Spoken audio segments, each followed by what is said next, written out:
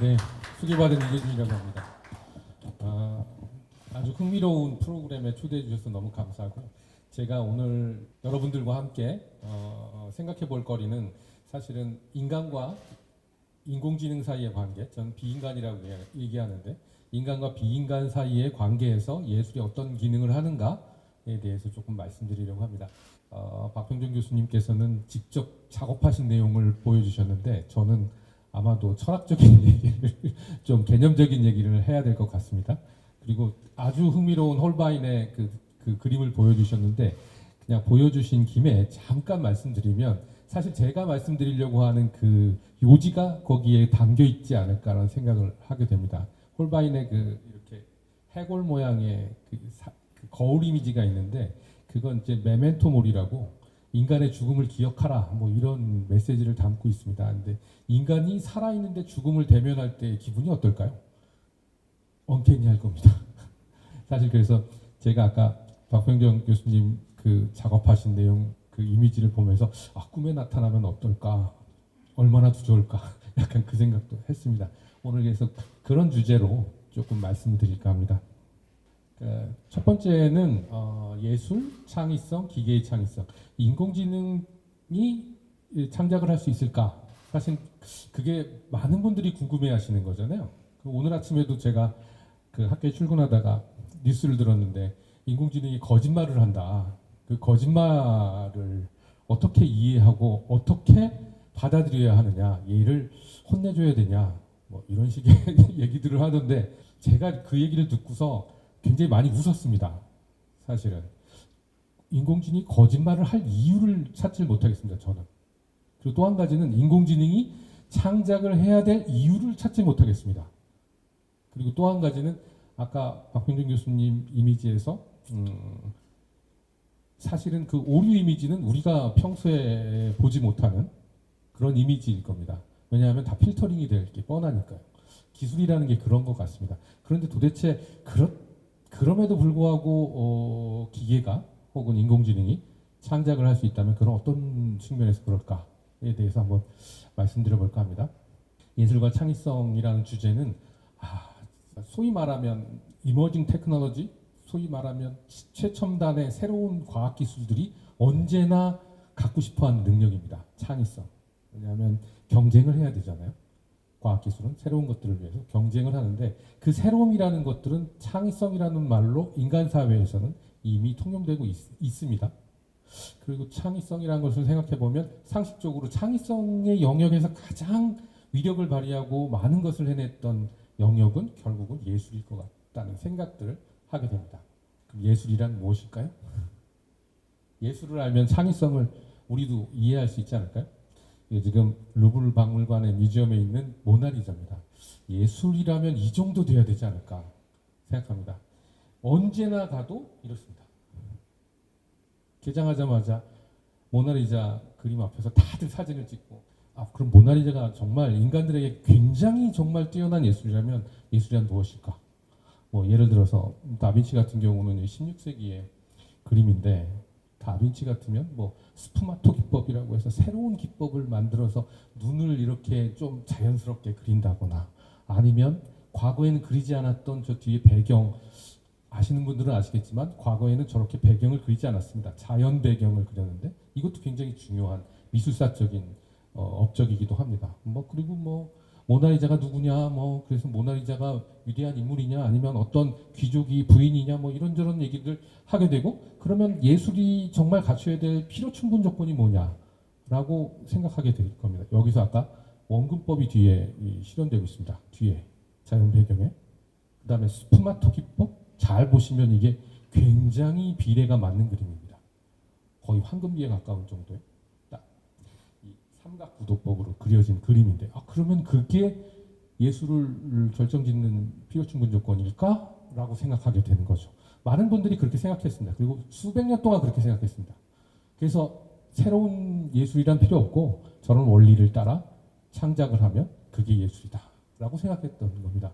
아까 박병정 교수님께서 모방과 창의성 얘기했는데, 그 모방이 미메시스적인 방법으로 생각해보면 그 미메시스적인 방법을 택했던 겁니다. 근데 어느 날 갑자기 누군가가 에다가 코수염을 그렸습니다. 1919년에. 여러분들도 잘 아실 마르셀 듀상이라는 분이 코수염을 그렸는데 당시에 그러면 저건 장난으로 그랬을까요? 마르셀 듀상 하면 현대미술사에서 빼놓으면 섭섭해할 뿐인데 그러면 굉장히 뛰어난 창의적인 능력을 발휘해서 작품을 한 분일 겁니다. 그렇기 때문에 저기 코수염을 그려서 그게 유명해졌을까요? 그럴 수도 있습니다. 그러나 당시에는 장난으로 크리스마스 날 자기 친구 작가들한테 초대장 보내려고 코수염을 그려서 이렇게 보냈던 겁니다. 그게 나중에 굉장히 중요한 역할을 한 거죠. 그런데 잘 보시면은 사실 처음에 이렇게 생각해 볼 수도 있습니다. 이 마르셀 듀상의 뛰어난 예술적 능력을 갖고 있기 때문에 다빈치처럼 저렇게 모나리자를 카피해서 그렸다. 그 다음에 코수염을 그렸다. 이렇게 생각하실 수도 있는데 절대 그렇지 않습니다. 그냥 엽서에 프린트된 거에다가 코수염을 그린 겁니다.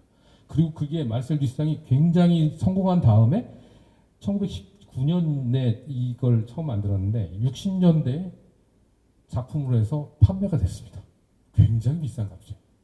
근데 한일이라고는 코수염 그린 거밖에 없는데 비싼 값에 팔린 겁니다. 그럼 예술이 그러면 필요 충분 조건이라고 얘기했던 뭐 비례, 뭐 기타 등등의 요소로 결정될 수 있을까? 라는 생각을 하게 된 겁니다. 그 다음에 나온 얘기는 이런 작품들도 있습니다. 이미지가 좀 뿌연데 이미지가 선명도가 좀 떨어지더라도 아무 상관이 없습니다. 이거는 쿠스스라고 하는 개념 미술가가 작업한 겁니다. 근데 보시면 아시겠지만 하나 그리고 세 개의 의자 이렇게 되어 있습니다. 이분이 한 건 의자 갖다 놓고 저기다 글씨 그것도 자기가 쓴 게 아닙니다. 사전에 정의를 갖다 놓고 붙인 겁니다. 예술이라는 게 과거의 필요 충분 조건을 충족시키는 것과 전혀 다른 방식으로 진행이 되고 있습니다. 그리고 이런 것들을 생각해 보면 도대체 예술이란 무엇일까가 궁금해지게 되는 겁니다. 그래서 많은 분들이 그렇게 생각한 겁니다. 그러면 필요 충분 조건을 충족시킬 수 있는 건 없다. 대신에 그걸 예술이라고 부르는 사람들의 관계를 한번 생각해 보자. 그게 소위 말하면 아트월드라는 겁니다. 여기에는 가변성도 있고 권력도 있고 예술 권력도 있고 자본도 있겠죠. 특히 자본 되게 중요합니다. 이게 고가에 판매되지 않으면 뭐라 할까요? 그냥 좋아서 개인이 한 작업 그 정도가 될 수 있겠죠. 고가에 판매가 됩니다. 그래서 뭐 미국도 그렇지만 국내에서도 옥션이 굉장히 중요한 역할을 합니다. 그렇지만 그게 예술성에 그게 포함되냐 안 하냐의 문제를 놓고 보면 많은 전문가들은 그럴 필요 없다. 그건 아니다. 상당 부분 은폐되고 있긴 하지만 제가 보건대 중요한 역할을 합니다. 그리고 또 예술 권력도 있고 문화 권력도 있습니다. 그것도 중요한 역할을 하고. 이렇게 생각해 보니까 예술계가 그럼 예술을 정의할 수 있는 것이다라고 생각해 보면 너무나 가변적인 겁니다. 그러면 예술이 될 수 있는 건 아까 보셨지만 쿠스스도 굉장히 잘 알려진 예술사에서 한 획을 그은 인물이기도 합니다. 그걸 생각해 보면 예술이란 이런 것이 아닐까? 예를 들어서 모나리자가 예술이었다. 거기다 코수염을 그린다. 새로운 것을 만들어냈다. 자기갱신을 하는 것이 아닐까라는 생각을 해보게 되는 겁니다. 이게 결국은 새로움을 만들어내는 것이고 현대미술, 현대예술에서 굉장히 중요한 역할은 창의성인데 이건 결국 자기갱신이다 라는 생각을 해보게 됩니다. 아까 박병정 교수님께서 오류를 말씀하셨는데 그건 우연히 그렇게 된 것에 대한 창의성을 인정하시려고 하는 부분일 거라고 생각이 듭니다. 그렇다면 그 우연성 역시 굉장히 중요하다고 생각이 드는데 아까 그 뒷상에 코수염 그린 것도 그냥 우연히 생각해서 코수염 그리면 재밌지 않을까, 친구들한테 그거 보내면 나를 좀 즐겁게 보지 않을까라는 의도로 아마 했을 가능성이 상당히 높습니다. 제목은 말씀 안 드렸는데 이건 내 여자친구 엉덩이는 뜨거워 뭐 이런 이런 제목입니다. 이렇게 붙여가지고 친구들한테 보낸 겁니다. 초청장을. 자기갱신이 아닐까라는 생각이 들고 이 자기갱신이 결국 창의성과 연관이 되는 것 같다는 생각이 들고 조금 재미없는 얘기로는 정신분석에서는 아버지 살해의 욕망 그런 것과 관련이 된다고 봅니다. 그래서 창의성이라는 것을 제가 미학 전공자로서 그래도 전문적인 개념적 정의를 하고 싶어서 안 보던 사전도 미학 사전도 쫙 찾아가지고 봤습니다. 근데 보다가 욕이 나오더군요. 이걸 또 읽어야 되나? 그리고 또 발표를 위해서 정리를 좀 해야 되는데 시간은 부족하고. 그래서 어떻게 했겠습니까? 제가 또 AI 의존성에 따라서 이걸 바드에 넣고 이거를 요약해 다오. 그것도 한글로 요약해 다오. 이거 제가 석박사 때 공부했던 그 내용입니다. 이거 뭐 플라톤도 있고 칸트도 있고 뭐 누구도 있고 이거를 요약해 다오 했더니 1분도 안 돼서 저보다 빠르게 저보다 정확하게 이렇게 딱 요약을 해주더군요. 그래서 제가 기겁을 했습니다. 진짜 야 이거 직업을 바꾸지 않으면 못 살지도 모르겠다. 그런 생각까지 들 정도였는데요. 뭐 내용은 그렇습니다. 아마 바드도 그 정의를 할 때는 자기 스스로가 무엇인가 새롭게 정의를 한다기보단 기존에 있었던 자료들을 통합해서 가장 적합한 것들로 선택을 해서 아마 조합을 했을 거라는 생각이 들고요.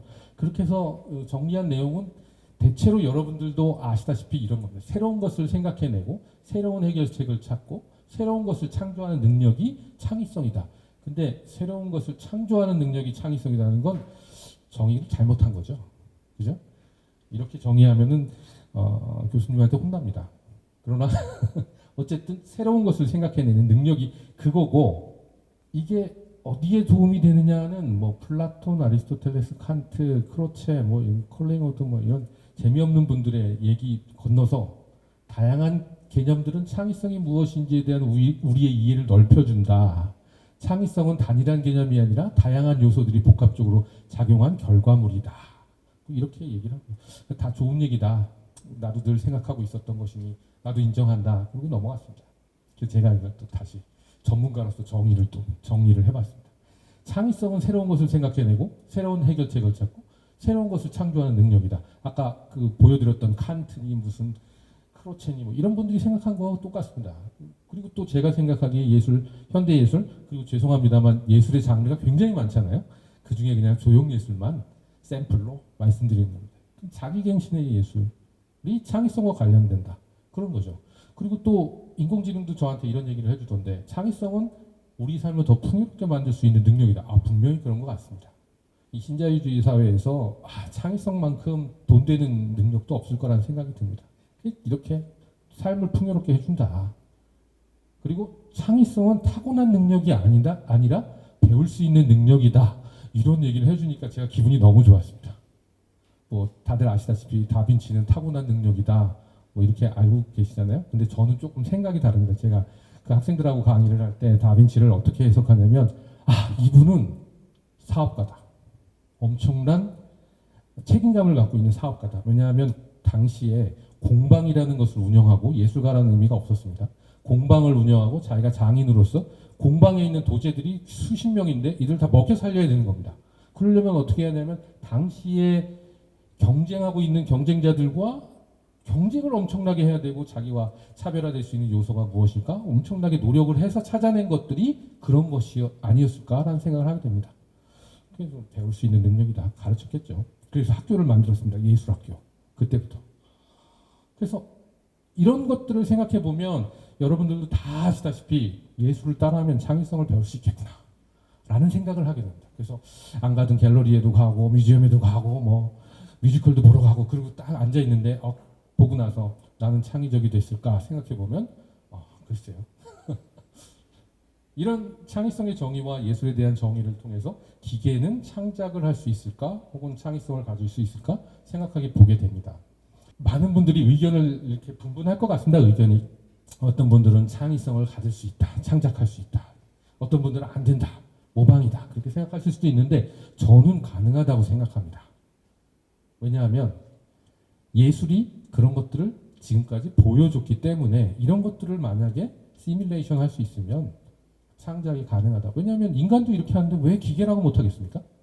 할 수 있다고 생각합니다. 이거는 여러분들도 좋아하시는 앤디 워홀 스타입니다. 예술계 스타. 와. 근데 보시면 이분의 작업은 팝아트라고 알려져 있는 겁니다.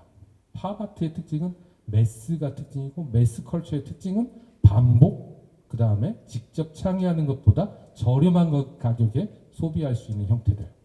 이 작업도 프리터와 관련이 있습니다. 인쇄와 관련이 있습니다. 인쇄와. 반복되잖아요. 그리고 직접 그린다기보단 자기가 이미지를 카피해 와서 그걸 가지고 반복적으로 디스플레이한 이 케이스가 이분의 작업의 내용입니다. 굉장히 많잖아요. 마릴린 먼로뿐만 아니라 모택동도 있고 뭐 굉장히 많습니다. 그리고 또 대중문화의 상징인 캠벨스프. 저도 이게 지금 팔리고 있을까라고 생각을 했던 적이 한때 있었습니다. 저 하나에 얼마나 갈까요? 저 앤디 워홀의 저기 캔버스 하나에 가격이 상상을 초월합니다. 그 얘기를 들으면 입이 안 다물어질 정도입니다. 그러니까 저기에 이제 몇 개인가요? 똑같은 게 하나, 둘, 셋, 넷, 다섯. 하나에 넘어갑니다. 그럼 저게 얼마일까요? 저거 저렇게 걸어놓은 것만으로 해도 엄청난 노력이 아니고선 저기다가 전시를 할 수 없는 겁니다. 가격뿐만 아니라 보험료가 엄청날 겁니다. 했다는 겁니다. 중요한 건 반복이고 저건 대중문화의 양상들을 저렇게 표현했다는 겁니다. 그런 점에서 뛰어난 능력을 갖고 있었던 겁니다. 그걸 읽어낸 거죠. 대중문화 당시에. 그리고 1960년대는 미국이 그렇잖아요. 베트남 전쟁도 하고 뭐도 하고 뭐도 한국 전쟁도 참여하고 모든 전쟁, 세계 전쟁에 참여함으로써 경제의 세계 경제의 핵심 중심이 되는 그 시기입니다. 소비자본주의가 완벽하게 실현되고 있었던 시절인 거죠. 그거와 딱 맞물려 있습니다. 보면 반복이라는 게 등장하고 그러면 이런 반복쯤은 아니면 이거는 실제로 자기가 직접 그린 걸 수도 있고 어디에서 카피해온 이미지일 수도 있는데 만약에 카피해온 이미지라면 이거 반복하는 거 어렵지 않습니다. 인공지능한테 이렇게 해서 앤디 워홀 스타일로 만들어줘. 그러면 금방 만들 겁니다. 어렵지 않다는 겁니다. 이미 인간도 그런 작업을 하고 있었고 다만 인간은 자기가 아티스트라는 관점에서 이걸 한 것이고 인공지능은 자기가 아티스트라는 관점이 아닌 입장에서 하게 되겠죠. 누군가의 그 프롬프트를 통해서. 네. 제가 좋아하는 레비 브라이언트 저하고 동갑인 미국의 철학자가 있는데요. 그 머신 오리엔티드 온톨로지라는 개념을 가지고 책도 내고 번역도 됐습니다. 제가 요즘에 연구 중에 있는데 이분이 이렇게 얘기하더군요. 기계는 규칙을 물리적으로 반복하는 단단한 구축물이다. 기계는 설계에 따라 제작된 것이다. 기계는 목적에 순응한다. 즉 도구이다. 이런 선입견에 사로잡혀서 우리는 기계를 바라본다. 이렇게 얘기하더군요. 기계가 과연 규칙을 물리적으로 반복하는 것일 수 있을까? 최근에 AI, 생성형 AI가 블랙박스라는 상징적인 표현으로 이렇게 언급이 되잖아요. 그것도 역시 단순히 규칙을 반복하는 것이 아닐 수 있다라는 생각을 하게 됩니다. 단단한 구축물이다? 제가 쓴 논문이 단단한, 말랑한, 흐르는, 이런 게 있는데 생명과 살아있는 것과 물리적인 것 사이에 혼종 혹은 교차가 이루어지는 시점이 있다. 그런 점에서 기계는 단순히 저렇지 않다.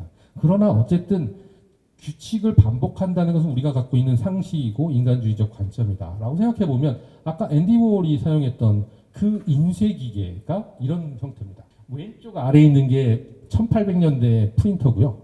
인쇄기입니다. 오른쪽에 있는 게 1700년대에 개선된 스팀머신입니다. 근데 보세요. 어떤 게 스팀머신이고 어떤 게 프린터인지 구분이 잘 안 갑니다. 제가 이거 과학기술학 쪽에서 강의도 하고 연구도 하고 있는데 이런 부분에 상당히 많은 관심을 갖고 있는데 바퀴라는 겁니다. 다 바퀴가 들었습니다. 바퀴가 뭘 하냐면 톱니가 있어서 규칙을 반복적으로 실현하고 있습니다. 와, 놀랐습니다. 이거 그냥 해왔던 건데 운전대도 동그래. 바퀴야. 자동차의 바퀴도 바퀴야. 바퀴 우리한테 굉장히 친숙한데 여기서 끝나는 게 아니었습니다. 바로 비슷한 시기에 베비지 머신이라는 게 만들어졌는데 이 베비지 머신도 바퀴가 들어있습니다. 잔뜩. 엄청나게 많은 잔뜩. 베비지 머신은 아시는 분 다 잘 아시겠지만 컴퓨터의 원형입니다. 규칙을 반복할 수 있는 걸 바퀴를 통해서 실현한 겁니다. 그러면 이 지점에서 뭔가 이렇게 인사이트가 생기지 않을까요? 앤디 워홀의 작품은 바퀴였다. 바퀴를 실현한 거다. 바퀴를 실현한 것은 기계를 실현한 것이다. 기계를 실현한 것인데 어쩌면 앤디 워홀이 그거를 스스로가 작가적 관점에서 했지만 자기도 모르는 사이에 기계를 실현하고 있는 기계였다. 이렇게 볼 수도 있겠죠. 제가 이건 좀 은유처럼 들리실지 모르겠는데 제가 연구하는 분야에서 굉장히 중요한 기계 지향 존재론과 관련됩니다. 그래서 제가 이거를 앨런 튜링의 태제에 적용시켜 봤습니다. 그랬더니 앨런 튜링이 이런 그 논문을 썼잖아요. 컴퓨팅 머시너리 앤 인텔리전스 1950년입니다. 우리나라 전쟁할 때. 와, 전쟁할 때 앨런 튜링도 아시다시피 전쟁 때문에 컴퓨터를 발명한 거죠. 원래 수학자였는데. 그런데 중요한 건 제가 이 논문에서 이런 실험을 합니다. 사고 실험을 하는데 기계가 생각할 수 있는가? 기계가 생각할 수 있는가? 저는 이거는 굉장히 중요한 유비라고 생각합니다. 유비는 은유고 은유는 모와 모 사이에 유사관계를 뜻하는 겁니다. 그 유사관계가 저는 제목에서 말씀드렸다시피 거울관계가 아닐까라는 생각을 하게 됩니다. 그리고 또 한 가지는 기계가 창의적일 수 있을까에 그건 좀 놀란 건데요. 제가 이제 챗GPT 때문에 여러 군데에서 이제 강연도 듣고 돌아다니면서 보게 됐는데 창의적인 능력과 인공지능이 무슨 관련이 있냐를 이렇게 많은 분들이 말씀하시는데 하나같이 인공지능은 지적 능력을 갖고 있다. 인텔리전스다. 지적 능력이 창의적이다. 이렇게 말씀을 하시더군요. 지적 능력을 갖고 있는 존재만이 창의적이다. 저는 근데 아니라고 생각합니다. 절대. 아메바는 엄청 창의적입니다. 아세요? 아메바가 얼마나 창의적인지. 아메바는 뭐가 이렇게 나타나면 자기가 다리를 쭉 뻗어서 그걸 먹어버립니다. 근데 뭐가 내가 먹을 건지 아니면 안 먹을 건지 모릅니다. 그러나 인간보다도 더 잘 적응해서 더 많은 개체로 살아갑니다. 그 점을 생각해 보면 인간만 창의적인 것은 아니고 인간의 창의성 중에서도 지능만 창의적인 것은 아닐 수 있습니다. 이 지적 능력을 소위 행위나 행동으로 생각하는 분들도 많이 계십니다. 생물학 하시는 분들. 그 생명의 패러다임 속에서는 지적 능력이 창의적인 능력도 아니고 살아가는 능력, 즉 행위하는 능력, 그게 굉장히 중요합니다. 즉 잘 적응하는 존재가 가장 창의적이다라는 거죠. 어쨌든 아까 박병준 교수님께서 보여주셨던 이 저도 보여주는 이유가 이게 굉장히 핫하다는 거죠. 핫한 이유는 딱 한 가지입니다. 인간이 만들었어? 인간이 만들었어도 잘 만들었네? 제가 이렇게 비평하는 입장에서 미학하는 입장에서 봐도 인간이 만들었어도 야, 잘 그렸네 이 소리가 나올 정도입니다. 근데 더 놀라운 건 인간이 아닌데요? 이겁니다. 기계가 했는데요? 그걸 놓고서 막 이런 이슈들이 있습니다. 저작권 이슈. 누구한테 이걸 저작권을 줘야 되냐? 기계한테 돈 줘야 돼? 이게 얼마인데? 작가한테 돈을 줘야 돼? 작가 한 일이라고는 프로그램 사가지고 자기가 명령어 몇 개 넣고 합성한 거밖에 없는데 그럼 그 사람한테 권리를 줘야 돼? 이건 정말 뜨거운 감자입니다. 지금. 저도 이 부분에 대해서 지금 연구 중에 있는데 뜨거운 감자입니다. 그러나 이랬든 저랬든 저는 박병준 교수님께서 이미지만 보여주셨는데 저는 일부러 저걸 찾았습니다. 저런 이미지를. 저 이렇게 메달이 상 받았어요 이거거든요. 상 받았어요. 이게 예술이냐 아니냐는 저 상 받았어요가 결정하는 겁니다. 제가 아까 4번이 되게 중요하다고 말씀드렸는데 저 상 받은 건 누가 상을 주느냐가 중요한 거고 저 상을 주는 자들은 저것이 예술이면 좋겠다고 욕망하는 자들입니다. 그게 예술인지 아닌지를 결정하는 주요 요인일 수 있다는 겁니다. 그래서 미학자들 사이에는 여러 가지 논쟁이 있습니다. 이건 미학적인 튜링 테스트다. 그럴 수 있습니다. 진짜 예술이냐 아니냐라는 걸 검증하기 위한 테스트다. 보는 사람도 있고 그래서 가치가 있다고 생각하는 사람도 있고 아니면 인간도 저렇게 하기 힘든데 기계가 저렇게 하니 창의적인 능력이 있다라고 생각하는 그러니 이건 창의적인 것이다. 예술로 끌어들이자. 그런 생각도 갖고 계신 분들이 계시고 저는 제도론적으로 정당화됐다고 생각합니다. 첫 번째, 두 번째 모두 다 제도론적인 측면에서 예술계라는 영역 안에서 예술로 인정받을 수 있는 조건들입니다. 그러니까 당연히 이건 예술이라고 생각합니다. 문제는 누가 저작권을 갖느냐 이거는 또 법적인 문제니까 또 다른 문제일 수도 있습니다. 이런 상황입니다. 이런 상황에서 저는 기계의인화라는 개념을 제 스스로 갖고 있습니다. 그리고 기계의인화가 도대체 어떻게 해석될 것이냐를 생각해 봤을 때 정신분석학적으로 이건 거울 이미지다. 거울 이미지로 해석되기에 충분하다.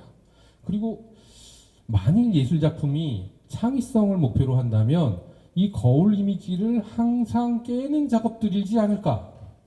라는 생각을 합니다. 이게 무슨 내용인지 다시 한번 설명을 드리겠습니다. 보통 LLM이라고 하는 것들이 챗GPT잖아요. 이건 너무나 다들 아시는 내용일 겁니다. 그런데 일각에서는 심지어 LLM을 가지고 챗GPT를 개발하신 주요 사장님께서 엔지니어란 말 쓴 대신에 사장님께서 대표께서 위기다. 이거 개발하면 안 된다라고 할 정도잖아요. 또 한 가지는 그 논거 중에 하나가 이건 진짜 사람처럼 생각하지 않는다. 앵무새다. 앵무새니까 이거를 존재 가치를 인정해 줄 필요가 없다라고 생각합니다. 근데 저는 애초부터 다 앵무새였다고 생각합니다. 앨런 튜링이 아까 아날로지 얘기했었잖아요. 그거과 마찬가지로. 이거 보십시오. 이 튜링 테스트 가지고 논쟁을 벌인 분들 중에 굉장히 유명한 존 썰이 계십니다. 지금도 살아계신데 존 썰이 차이니즈 룸 얘기하면서 이거는 그냥 박스다. 박스에 입출력만 있는 거지 진짜 생각하는 것이 아니다. 진짜 생각하는 인간은 살아 숨쉬는 이 그라운드 땅 위에 있고 땅 위에서 자기의 컨텍스트와 환경에 따라서 무엇인가 생각해내고 그것을 통해서 지식을 축적하고 그것을 소통한다. 뭐 이렇게 얘기를 했습니다. 그 논제 중에 핵심적인 부분은 카피하는 거다. 라는 생각을 하게 된 겁니다. 또 튜링도 아마 기계가 생각할 수 있나? 라고 그런 물음을 던지면서 논쟁을 쭉 해갔습니다. 근데 그걸 또 생각해 보니까 기계가 굳이 생각할 필요가 있나? 목적을 생각해 보는 거죠. 기계가 생각해야 될 이유가 있나? 없습니다. 이게 뭐냐면 인간이 생각하고 싶은 거고 그 인간이 생각하고 싶은 욕망을 기계에 의해서 대리하는 것이다 라는 생각을 하게 된 겁니다. 이거는 다 그래서 기계가 아까도 말씀드렸다시피 기계가 거짓말을 해요. 나쁜 놈이에요. 혼내줘야죠. 감옥 보낼까요? 이 거짓말을 좀 멈추게 해주세요. 막 고소할 거야. 이런 상황까지 벌어지고 있습니다. 거짓말 때문에 고소할 거야. 막. 거짓말을 하는 건 다 의인화합니다. 사실은 그런 점에서 보면 인공지능의 학습이라는 것은 제가 생각하기에는 이 기계 의인화를 고도화시키는 과정인 것 같고 그 기계 의인화의 고도화는 제가 이제 이름을 붙였는데 앵무새 만들기. 앵무새 죽이기가 아니고 앵무새 만들기. 지금 어떤 분들은 앵무새 죽이기를 원하고 계신 분들도 계실 텐데 저는 불가능할 거라고 봅니다. 앵무새는 만들고 계속 깔 거라고 봅니다. 그건 이따가 마지막에 말씀드리겠습니다. 여기도 보면 학습이라는 게 보입니다. 여기 인풋 아웃풋에서 세컨 오더 사이버네틱스가 있는데 이거 사이버네틱스 그냥 세컨 오더가 아니라도 사이버네틱스라는 건 회귀적인 과정이잖아요. 뭔가 학습하는 것과 관련이 있습니다. 그리고 또 적응하는 것과 관련이 있습니다. 이것이 이루어지고 있고 적응할 때와 적응하기 전과는 층이 다릅니다. 이 층이 다르다는 것은 저기 생성형 AI에 저렇게 있는 거죠. 층들, 레이어들이라고 생각합니다. 그리고 이것의 궁극적인 표현 방식은 챗GPT 같은 형태가 되겠죠. 물론 챗GPT만 있는 것은 아닙니다. 제가 1999년, 딱 1999년입니다. 1999년에 박사학위 주제를 아티피셜 라이프로 해야겠다라고 마음먹었던 그 해입니다. 그래서 기억이 납니다. 그리고 2000년대 초부터 연구하기 시작했습니다. 그리고 아까 박병정 교수님께서 보여주셨던 칼 심스의 그 일본에 가서 직접 그 작품 봤습니다. 그거 굉장히 놀랐습니다. 와, 미래가 열리는구나. 막 어쩌고저쩌고. 근데 너무 일찍 시작했죠. 너무 일찍 시작해서 굉장히 힘들었습니다. 20년 동안. 아무도 모르고 아무도 관심이 없는데 저 혼자 이거 중요합니다. 계속 얘기. 20년이 흘렀습니다. 어쨌든 그래서 저거는 기계 의인화, 즉 앵무새 만들기의 결과물이라고 생각합니다. 즉 의인화란 말은 다른 말로 얘기하면 인간되기입니다. 유사인간 만들기 그런 거죠. 그래서 제가 이렇게 나르시시즘과 거울. 나르시시즘은 수성화 얘기잖아요. 이거 카라바지오가 그린 후기 르네상스 시대 그린 바로크 시대의 작품이라고도 합니다. 너무 잘 그렸습니다. 근데 이분은 뭔가 너무 정말 르네상스적인 느낌이 확 납니다. 왜냐하면 저라면 이렇게 안 그렸습니다. 제가 카라바지오처럼 능력이 뛰어났으면 저라면 이렇게 안 그랬습니다. 어떻게 그랬냐면 저기 있는 저 이미지도 가짜긴 하지만 저 수선화의 인간 뭐라고 얘기해야 되나요? 요정? 뭐 어쨌든 저 인간보다 저 물가에 비친 이미지가 훨씬 더 아름답게 그렸을 겁니다. 나르시시러스 신화는 빠져 죽잖아요. 근데 보시면은 보이지도 않아요. 빠져 죽을 마음이 들까요? 안 된다는 겁니다. 잘못 그렸다는 겁니다. 그래서 르네상스 작품이라는 겁니다. 너무도 인간적인. 제가 만약에 포스트 휴머니스트의 관점으로 그렸다면 저렇게 안 그렸을 겁니다.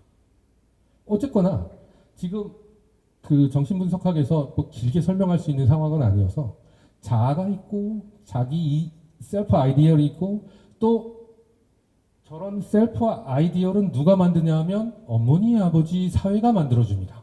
거울에 보는 이미지는 와 말쑥합니다. 저 말쑥한 아이디어를 가지고 저걸 욕망하면서 살게 되는데 저걸 누가 주느냐가 중요한 거죠. 부모님이 아기 때 주십니다. 그리고 나서는 사회에 나가서 사회가 우리한테 줍니다. 규범, 아버지의 이름 이런 방식으로 주게 되죠. 그리고 저걸 바라보면서 나는 저렇게 되고 있어. 아니면 나는 저래. 라고 생각하는 거죠.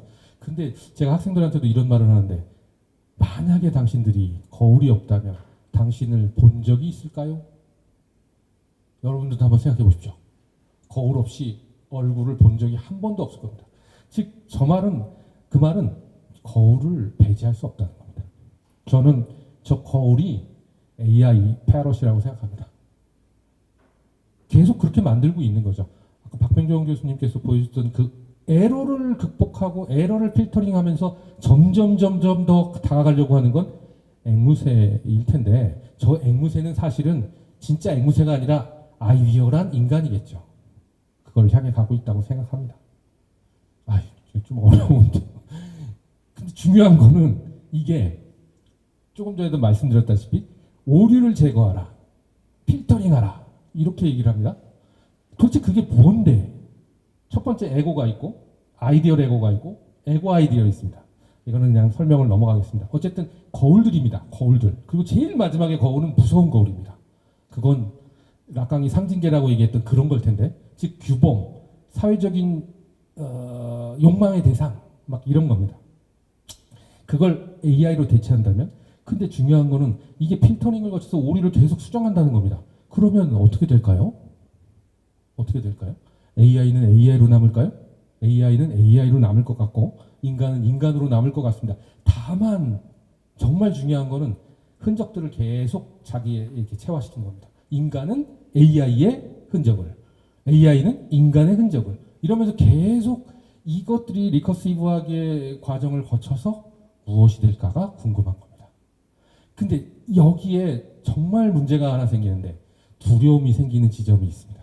두려움이 생기는. 두 번째 이미지에서 저게 내가 아니다라는 걸 아는 순간 기분이 어떨까요? 예를 들어서 거울로 얼굴은 안 보이지만 손은 볼 수 있잖아요. 그리고 잘하면 코도 보입니다. 근데 생각했던 코보다 많이 다릅니다. 그러면 기분이 어떨까요? 안 좋겠죠. 또 한 가지는 내가 이렇게 될 때 불안이 생깁니다. 내가 이렇게 되나? 막 그런 불안이 생깁니다. 인공지능과 인간 사이의 관계도 이런 관계가 아닐까라는 생각을 하게 된 겁니다. 그래서 거울의 균열이라는 표현을 썼던 거고 그래서 인공지능이 예술을 할 수 있다면 할 수 있다고 생각합니다. 그러면 뭐 다양하게 하겠죠. 아까 그 앨런처럼 그런 충분히 인간이 이해할 수 있는 재현적 이미지를 만들거나 박빙준 교수님처럼 그런 에러 이미지를 만들거나 충분히 할 수 있습니다. 여러 가지 다양한 것들을 할 수 있는데 문제는 이 예술이 나의 모습을 그대로 보여준다는 겁니다. 즉 인간의 한계를 계속 보여주고 인간의 한계를 인간이 느끼는 순간 극복해야겠다는 욕망은 계속 또 나타날 것 같습니다. 이게 대표적인 사례겠죠. 확률적 접근 너머에 무엇인가가 창발한다고 오픈 AI의 대표들이 계속 그 얘기를 합니다. 이분도 아마 관련된 분이에요. 그랬더니 이게 궁금해진 거예요. 확률적 접근 너머에 창발하는 질서나 창발하는 내용은 인간이 컨트롤할 수 없고 인간보다 뛰어난 내용일 수 있고 그러니까 위험하다라는 생각을 하게 됩니다. 아까 사회자님께서 불안이란 말씀하셨는데 불안해집니다. 불안해지는 겁니다. 챗GPT, 근데 문제는 이런 거죠. 이게 마치 마약처럼 중독이 돼서 벗어날 수가 없습니다. 그럼에도 불구하고 계속하게 되는 겁니다. 그리고 중독을 시키는 거죠. 그래야 돈벌이가 되니까. 초현실주의, 르네 마그리트의 유명한 작품인데요. 이 작품에서 거울입니다. 근데 거울에 얼굴이 안 보입니다. 우리가 상식적으로 논리적으로 봤을 때는 저 남자의 얼굴이 나타나야 되는데 뒤통수가 나타났습니다. 근데 아까 말씀드렸죠. 거울 없이 얼굴도 못 보고 거울 없이 뒤통수도 안 보입니다. 그러면 저 뒤통수의 의미가 뭘까요? 거울의 이미지에서 만들어진 것이 아닌 진짜 내 모습이라는 겁니다. 그 진짜 내 모습은 저렇게 아름다운 뒤통수일지 모릅니다. 어떻게 알겠어요, 뒤통수가? 저도 뒤통수를 모르겠는데. 두려운 겁니다. 이거를 언캐니란 말로 표현할 수 있을 것 같습니다. 언캐니가 인간이 닮아가면 닮아갈수록 두려워지는 낯설미 느껴진다, 막 이런 그런 거잖아요. 그걸 저는 언캐니라고 얘기하고, 이 과정에서 언캐니가 등장할 거라고 생각합니다. 왜냐하면 AI가 인간의 능력을 초월할 뿐만 아니라 인간이 보지 못했던 인간의 모습을 드러내서 보여줄 수 있으니까요. 박평정 교수님이 보여주셨던 그 그로테스크한 이미지, 혐오스러운 이미지, 우리의 모습일 수 있습니다. 왜냐하면 이런 표현을 써도 될지 모르겠는데 좀 두렵기도 합니다. 여러분 죄송합니다만 여러분의 피부를 벗겨보십시오. 뭐가 있을까요? 세포들이 있습니다. 세포들은 개체입니다. 걔네들도 다 살아있습니다. 근데 우리는 이런 모습만 우리라고 생각하잖아요. 이거는 엄청난 착각입니다. 세포들과 함께 공존하고 있는 게 우리 자신인데 우리는 늘 그렇게 생각합니다. 만약에 우리가 그런 피부 안쪽에 있는 근육세포들을 직접 눈으로 보게 되는 순간 이게 내 모습이고 나일 텐데 어떻겠습니까? 기절하겠죠.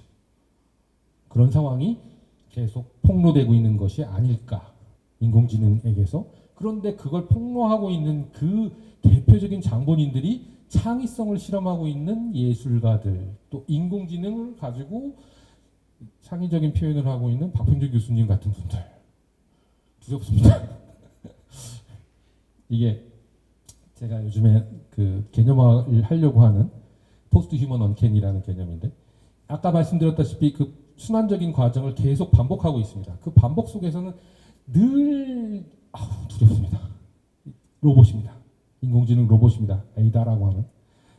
영국 국회에 가가지고 막 자기가 누군데, 자기가 로봇이고 인공지능 로봇인데 나는 그림도 그리고 예술도 하고 상담도 하고 이런 그런 걸 의원들 앞에서 막 했습니다. 그것도 영상도 있습니다. 그걸 보는 순간 사람들이 다 기겁을 하죠. 빨리 인공지능 윤리를 빨리 연구를 해서 윤리 규범을 만들고 또 제재 방안을 막 법적으로 만들고 막 이렇습니다. 근데 이것도 사실 생각해 보십시오. 그렇게 하려고 하는 거 인간의 결핍이라고 생각합니다. 만약에 자신이 있으면 굳이 제재 방안을 만들 이유가 있을까요? 없을 겁니다.